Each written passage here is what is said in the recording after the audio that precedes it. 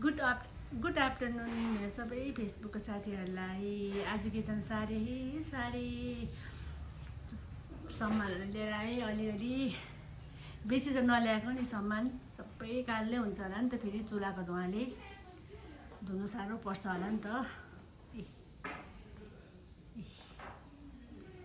सबै सारे नुन तेल चियापत्ती तेल नुन है, नुन तेल नुन चिनी चियापत्ती हो। भाँडा धुने जग्गा ठुलो छ। त्यहाँदेखि दाउरा चुलामा चाहिँ आज आगो बालिरहेछ। अघि इस्कुस एक भाँडा उसिने। अन्तखेरि सामान अब अलिअलि गर्दै ओर्सार्नुपर्छ। के चाहिन्छ म्याडमलाई त थाहा भएछ हो।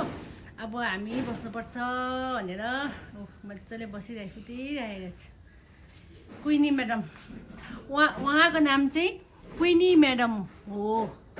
अन्तखेरि सर आउनु भएन। सरले माथिको किचन छोड्नु मानेन। माथि किचनमै बसिरहेछ।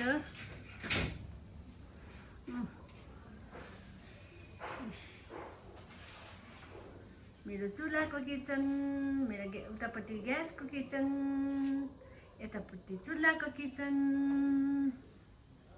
ल चुलामा आगो मोल्यो।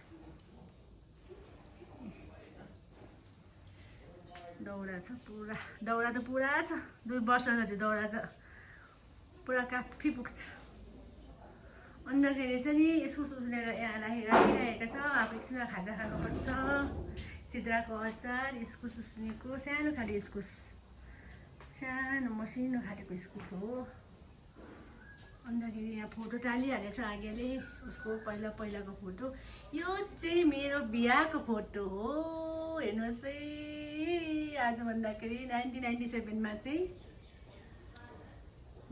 हाम्रो मलाई भित्रको फोटो। मेरो आप्पा, मेरो आमा, म, मेरो जेठी फुपू, मेरो आमा, पुरा छ यहाँ फोटोहरू।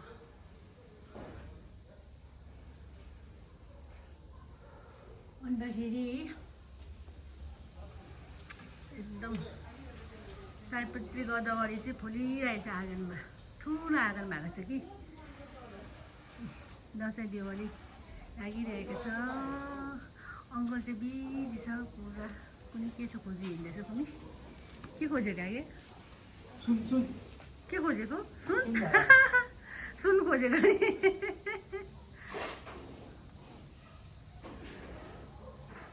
कस्तो दामी फुलिरहेछ।